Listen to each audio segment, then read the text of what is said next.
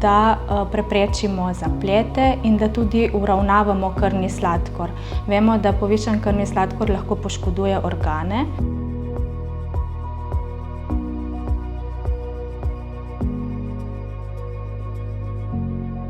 Sladkorne bolezni tipa 2 ne moremo pozdraviti, to je kronična bolezen, lahko pa dosežemo remisijo sladkorne bolezni.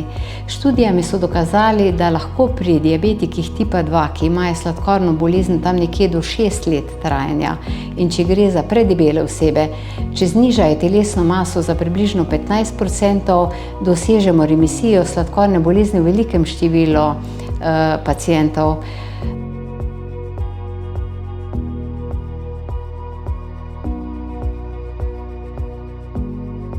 Zdravljenje poteka na več nivojih, odvisno je tudi, kakšen je izhodiščni sladkor, ko bolnika dobimo v obravnavo.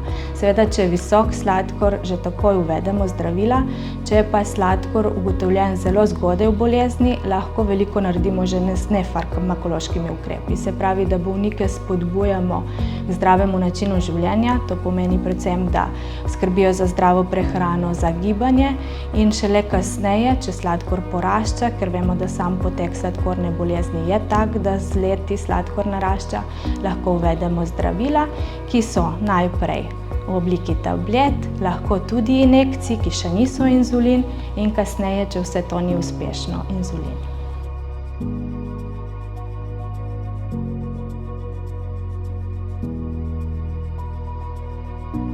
V veliki meri moramo jemati tablete oziroma ali inzulin, če ga že imamo, doživljenjsko, kot sem pa poudarila, vedno pa obstajajo manj, to ni črn scenarij, ne?